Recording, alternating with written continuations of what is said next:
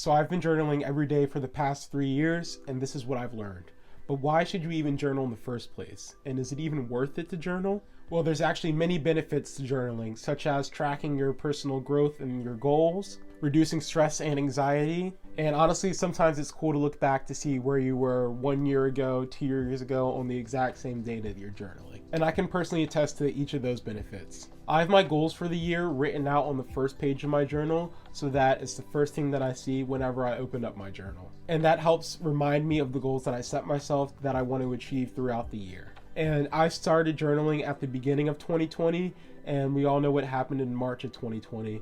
So having that firm foundation of journaling a couple of months before the world shut down, I was able to more clearly process my emotions and also write them down and not have to scramble and try to get started right when everything was crashing down. And it helped whenever certain stressors popped up into my life, whether that was due to what happened or just in general. Just having a place where I was able to write down and process my emotions really helped out my mental health. And sometimes I do look back at my old journals, and it's pretty cool to see where I was a year ago, 2 years ago on the exact same day that I'm journaling. And it's also cool to see how I've personally grown and how I made it through some tough times that I thought would be really tough to get out of. And that gives me a sense of comfort because I can look back and see the hard times and the tough times that were difficult to get through. I can see that I came out on the other side better and stronger, and that I can get through even tougher times. So how should you journal? Well, there's no right or wrong way to journal. You can do morning pages, you can do a gratitude journal, you can do a fitness journal,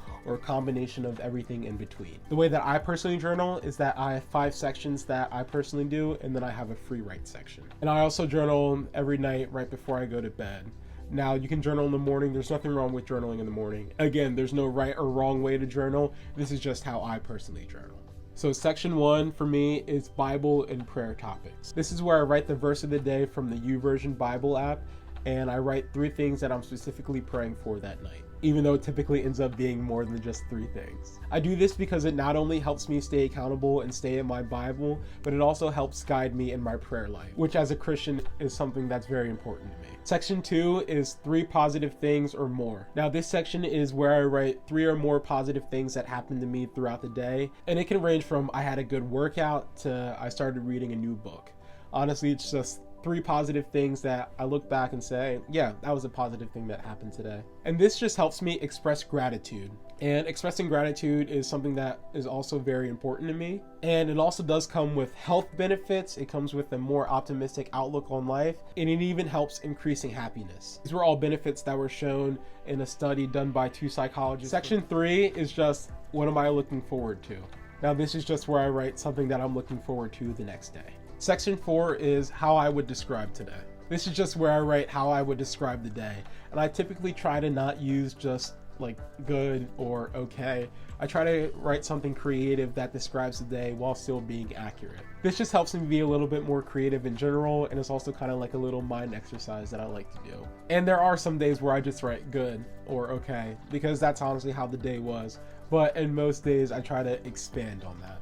In section 5, which is the last of the sections, is what did I improve today? This is where I write one instance throughout the day where I either improved something that I've been working on or actually got started on something that I was procrastinating. And the fact that I actually did it shows that I'm actually improving in the area and trying to get rid of my procrastination. And the last thing that I do in my journal is I have a free write section. So the free write is what it sounds like. I just write freely. I can write what's on my mind. I can write my feelings, I can describe the day, I can write something that I was feeling extra grateful for in that day. Honestly, whatever I'm feeling, whatever's on my mind gets written. And this is a great way for me to wind down and decompress and just get all my feelings out. And this is part of the reason why I like to journal at night. And I'm doing this right before I go to bed and right before I pray, just so I'm in that right mindset to be able to pray and then transition into falling asleep and getting a good night's rest. So those are my sections. Those are what I do in my journal. And you may be wondering, that sounds great. How do I get started? Well, I have some tips for how to get started. First, I recommend everyone just starts journaling. It's been such a great help to me in my life, and I can personally attest again to the benefits that come from journaling, and it's just helped me grow as a person and also helped me stay positive and optimistic. But getting started can be intimidating at first, as can getting started with anything else. I'm sure we've all Googled how to journal, and you see this picture of everything color coded. You need like a 64 pack of pencils. You need some fancy journal that costs like $50. They have like the perfect lines for each day. And you look at that and go, that looks like way too much. I'm never going to get started journaling. My journal is never going to look like that. But you don't have to do all of that to journal. It can be as simple as getting a notebook that you would buy for a school class and just writing down every day, you know, one thing that you're grateful for, or just writing down how you're feeling about the day, or just doing like a free write section. The best thing about the journal is that it's personal to you. It's yours and you can do with it what you want to do. Starting simple is very key with this.